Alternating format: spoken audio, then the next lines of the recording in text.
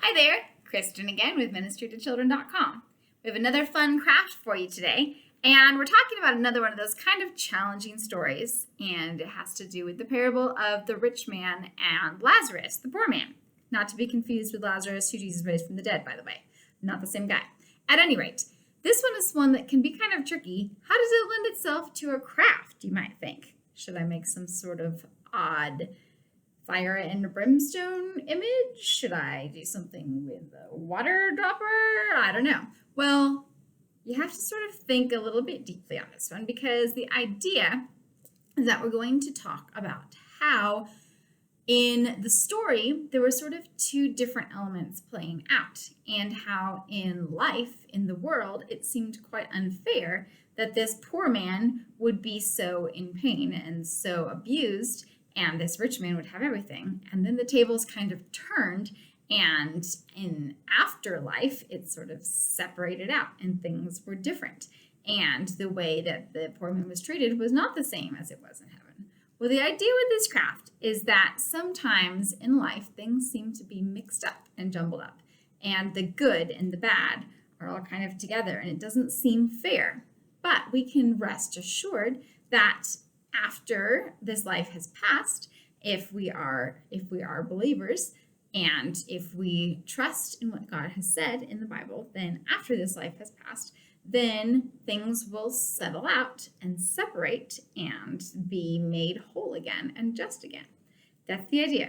And let's face it, it's also kind of just a fun excuse to make a snow globe, because they're messy and they're crazy and kids just like doing stuff like that. So what we're going to make today is a lava lamp slash snow globe slash has multiple names. But the basic idea is this. You're going to start with a small clear jar. Now this can be a baby food jar. It can be a bigger jar if you want to make a bigger one. You can even do this in a water bottle. It's a little bit trickier to pour the ingredients in, but if that's what you've got, you can do it, and then it's not breakable.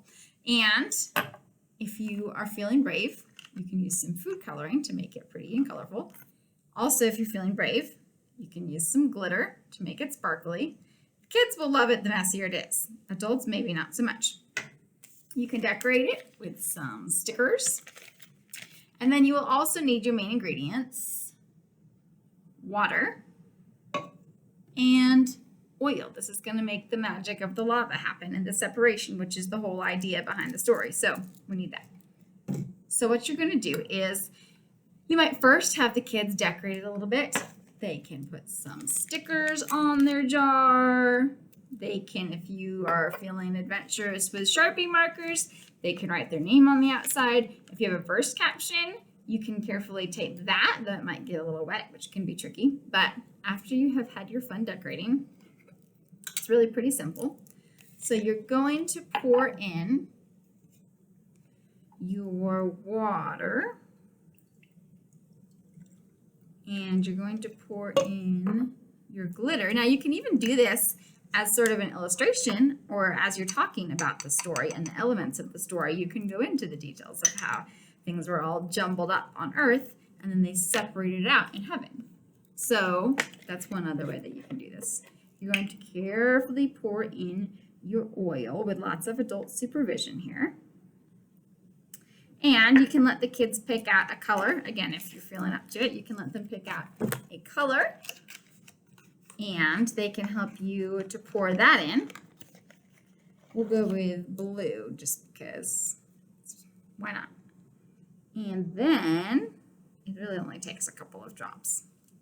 And then you can carefully help them seal it on. I highly recommend maybe putting some tape, maybe even some glue, but then you run into hot glue. That can be tricky, but you want to tape the outside so it doesn't go all over everywhere. And then you can talk about how sometimes things seem to be jumbled up and shifted up, and it can seem just crazy when you're in life. But after you let things kind of settle down and simmer down, well, it'll all come out in the end. The just will have its day, and right will be made right again. And if you let this eventually sift out, it'll come back in order. And of course, as it does, you'll see the oil rise to the top and the water in the bottom. And then kids have their example of what the story was talking about, which they may or may not be able to actually remember and tell their parents, but they will also have a fun, sparkly, colorful, messy jar to shake around and watch around and have fun and play with.